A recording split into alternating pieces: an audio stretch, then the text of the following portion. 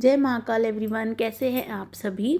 तो मॉर्निंग का टाइम है, बिटिया रानी को स्कूल भेज दिया है। उसके बाद मैंने अपने लिए किया है गर्म पानी और साथ ही मैंने रखी है यहाँ पर अपनी टेबलेट। इस समय मेरी टेबलेट है 150 mg यानी 150 mg की मैं टेबलेट ले रही हूँ। डॉक्टर्स तो कहते हैं कि जब तक हम है तब तक हमें ये टेबलेट्स लेनी ही पड़ती है, पर मैं कोशिश करती हूँ कि कोई तरीका मिले जिससे मैं अपनी टेबलेट को कंट्रोल में कर सकूँ। तो शुरू से ही मेरी जो टेबलेट्स है वो हाई पावर से स्टार्ट करी थी डॉक्टर ने, जो कि बढ़ते बढ़ते 150 mg तक आ गई है।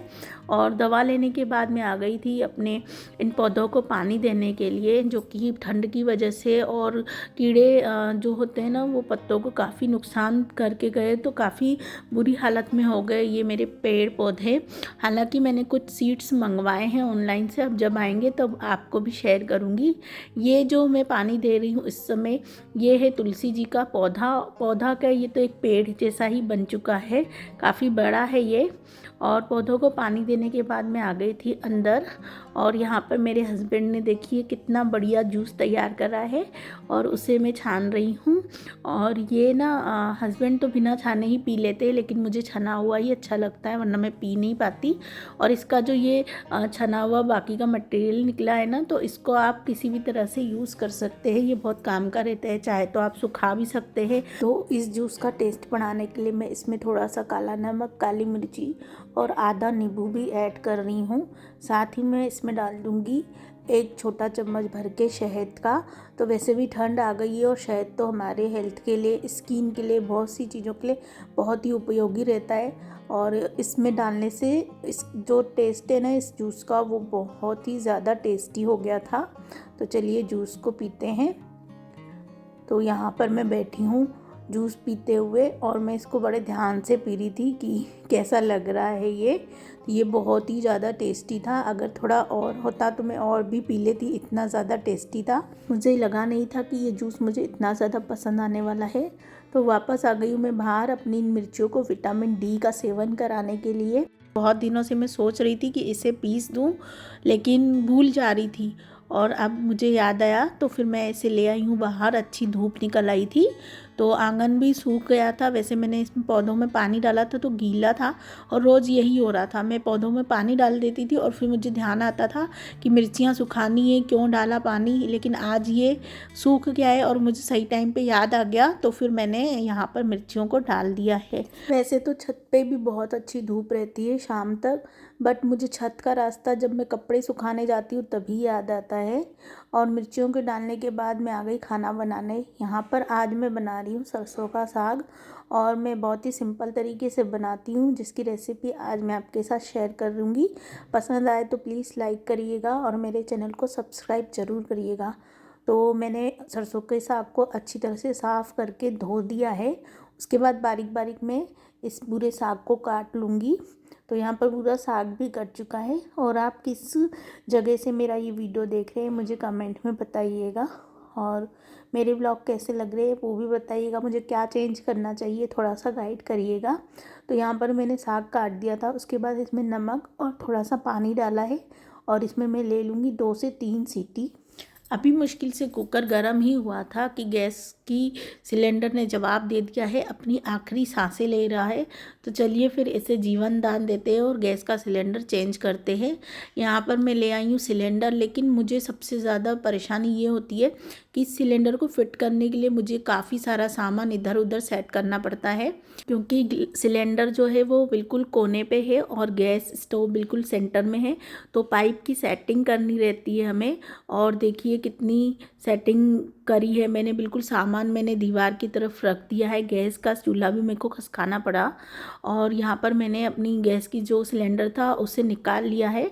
और सबसे बड़ी परेशानी ये होती है कि मेरी हाथ का, क्योंकि उंगली का ऑपरेशन हुआ है, तो वो प्रॉपर मैं उस पर ना दबाव नहीं डाल सकती अपने हाथों पे, क्योंकि उसमें फिर दर्द शुरू हो जाता है और दूसरे काम में मुझे प्रॉब्लम आती है फिर। लेकिन जैसे तैसे मैंने इसको रेगुलेटर को फिट कर दिया है, और काफ़ी सारी मदद मेरे हस्बैंड ही मेरी करवा देते सिलेंडर फिट करने में। तो आज तो अचानक से यहाँ पर ख़त्म हो गई थी, मुझे ही करना पड़ा क्योंकि फिर मैं उनका वेट करूँगी तो रात हो जाएगी इसीलिए। और देखिए मैंने रेगुलेटर भी चेक कर लिया है, अच्छी तरह से लग चुका है। और अब मैं वापस से इसका जो पाइप है ना उसे सेट कर रही हूँ सो दैट कि वो अपनी वो जो जगह है गंतव्य तक पहुँच जाए। तो यहाँ पर मेरा जितना भी सेटिंग था वो मैंने कंप्लीट कर लिया है। अब फटाफट से ये पूरा जितना भी मैंने किचन का सामान इधर उधर करा था उसको वापस जगह पे लगाने की बारी आती है। तो बस यही चीज़ मुझे अच्छी नहीं लगती क्योंकि इसमें ना टाइम चला जाता है। तो गैस को मैं वापस से गैस की जो जगह है वहाँ पर स्टोव को खसका दूँगी। और देखिए आप कितनी ज़्यादा दूर पे ये है तो फिर वो दिक्कत आती है, हमेशा सामान इधर उधर करना पड़ता है। और यहाँ पर बिटिया रानी भी स्कूल से आ गई थी, जोरों की भूख लगी है तो छोटी सी भूख के लिए मैं बना रही हूँ उसके लिए आटे के चीले। तो ये काफ़ी अच्छे बनते हैं और टेस्टी भी लगते हैं, तो मैं फटाफट से इसे डाल दूँगी। तो इस चीले के घोल में मैंने प्याज, हरी मिर्ची, धनिया, नमक और लाल मिर्ची डाली है और तवे पे तेल लगा के अच्छी तरह से मैंने इसे फैला दिया था। और मैं एक फुलके जितना पतला चिल्ला बनाती हूँ। तो यहाँ पर मेरा चिल्ला एक तरफ से पूरी अच्छी तरह से सिक गया है तो मैं थोड़ा थोड़ा ऑयल डाल दूँगी आसपास से और इसे अच्छी तरह से दोनों तरफ से करारा होने तक सेक लूँगी। मैगी, पास्ता, नूडल्स और इस तरह के जंक फूड देने से तो बेहतर है कि घर में हम अपने बच्चों को कुछ इसी तरह से वेजी वाला हेल्दी खाना खिला सकें। तो मैं कोशिश करती हूँ कि मैं अपनी बिटिया को इस तरह से कुछ दूँ जिससे उसका पेट भी भरा रहे और उससे एनर्जी भी रहे और हेल्दी भी रहे। तो यहाँ पर चिल्ला रेडी हो चुका था। उसके बाद मैंने इसको सॉस दिया है और साथ में अचार भी दिया है। उसे ये अचार के साथ बहुत ही पसंद आया था। तो प्लेट में देखकर आ जाती हूँ। और यहाँ पर मैंने अपना सेकेंड वाला चिल्ला भी डाल दिया है और आप देख सकते हैं कितना इजीली ये तवे में से निकल रहा है, चिपका भी नहीं है और बिल्कुल परफेक्ट बना था ये। तो थोड़ा सा ऑयल लगाने के बाद इसे मैंने दोनों तरफ से सेक लिया है और कुकर खोल दिया था। तो सरसों का साग भी बहुत अच्छी तरह से पक गया था। एक मैशर होता है जो लकड़ी का कुछ इस तरह से आता है, उससे मैं अच्छी तरह से इसे मैश कर लेती हूँ। ये मैंने कढ़ाई रख ली है, तेल डाल दिया है और एक मीडियम साइज़ का प्याज डाल दिया था काट के। और थोड़ा सा लाल होने के बाद प्याज अच्छा सा हो गया था लाल, तो उसमें 1 चम्मच मैंने ज़ीरा डाला है और उसे भी अच्छी तरह से फ्राई कर लेंगे। यहाँ पर मैं ऐड कर रही हूँ अदरक, लहसुन और हरी मिर्ची का पेस्ट। तो ये लगभग डेढ़ चम्मच के लगभग हो गया था हमारा पेस्ट। तो इसे भी अच्छी तरह से हम पका लेंगे। तो देखिए कितना मस्त कलर आया है, ग्रीन ग्रीन सा। और ये है एक मीडियम साइज़ का टमाटर, इसे भी हम अच्छी तरह से फ्राई करेंगे। और मैंने 2 टमाटर को इस तरह से प्यूरी बनाया था। तो एक मीडियम साइज़ का टमाटर बड़े टुकड़ों में काट के डाला है और बाकी जो टमाटर थे उसकी मैंने प्यूरी बना के डाली है। और साथ में मैंने डाला है थोड़ा सा नमक। तो नमक थोड़ा सा ही डाल रही हूँ क्योंकि पहले भी मैंने साग को जब बॉईल किया था तब भी डाला था। और इसे थोड़ी देर के लिए ढक के रख देंगे। तो देखिए पूरा ऑयल रिलीज़ हो जाने के बाद मैंने सूखे बेसिक जो मसाले होते, धनिया, हल्दी और मिर्ची डाल दी है इसमें। और तेल आने तक ऊपर, जब तक ऑयल आएगा तब तक इस मसाले को हम फ्राई करेंगे। उसके बाद मैंने अपनी पीसी हुई जो सरसों की साग थी मैश करी हुई उसको डालेंगे और बहुत ही अच्छी तरह से हमें मिक्स कर देना है इसे। तो यहाँ पर मैंने साग भी ऐड कर दिया है और कुकर में थोड़ा सा पानी देके ऐसे ही इसे डाल देंगे। और बहुत ही अच्छी तरह से जब तक हमारा ऑयल ऊपर सेपरेट नहीं हो जाता है तब तक हम इस साग को पका लेंगे। तो देखिए ऑयल पूरा रिलीज़ हो चुका है ऊपर, आप देख सकते हैं। और ये यकीन मानिए साग इतना ज़्यादा टेस्टी था ना, मैं आपको क्या बताऊं। तो मैं तो बस बिल्कुल इतने सिंपल तरीके से ही इसे बनाती हूँ। तो साग तो पूरी तरह से रेडी हो चुका है, ढक के एक तरफ रख दिया है। उसके बाद आ गई हूँ मैं फुलके बनाने के लिए।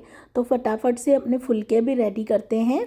हम गृहिणियों की लाइफ कितनी सेम रहती है ना, देखा जाए तो कहने के लिए हमारे पास सिर्फ 6 काम होता है, झाड़ू, पोछा, बर्तन और खाना बनाना। लेकिन फिर भी कितने कुछ ऐसे छोटे मोटे काम रहते हैं जो हम रेगुलर बेस पे करते हैं और उसकी गिनती भी नहीं होती। इसलिए मैं सोचती हूँ कि हमें इस घर में रहते हुए भी सिर्फ एक हाउसवाइफ बन के नहीं रहना चाहिए, हमें अपने लिए भी कुछ करना चाहिए। लाइफ में बहुत सारी चीज़ें ऐसी होती है जो हम छोड़ते जाते हैं और जिसका मलाल हमें बाद में रहता है कि काश उस समय हमने कर लिया होता तो कितना अच्छा होता। तो यहाँ पर देखिए मेरे फुलके भी बन चुके हैं और बिटिया रानी ने कहा कि वो साग के साथ चावल खाएगी, तो मैं उसी की फरमाइश पे चावल बना रही हूँ। और मैं थोड़े ज़्यादा ही बनाऊँगी सो दैट कि मेरा रात का भी काम हो जाए, तो इसीलिए मैंने थोड़े ज़्यादा चावल ले लिए हैं। अब मेरा रात का सिर्फ मुझे दाल चढ़ानी रहेगी। तो यहाँ पर चावल बहुत सिंपल तरीके से मैं बनाती हूँ और हमारे चावल रेडी भी हो चुके हैं और इसे मैं सर्व कर रही हूँ अपनी बेटी को। तो यहाँ पर मैं चावल में एक घी का बहुत ही अच्छा जीरे वाला तड़का लगाऊंगी।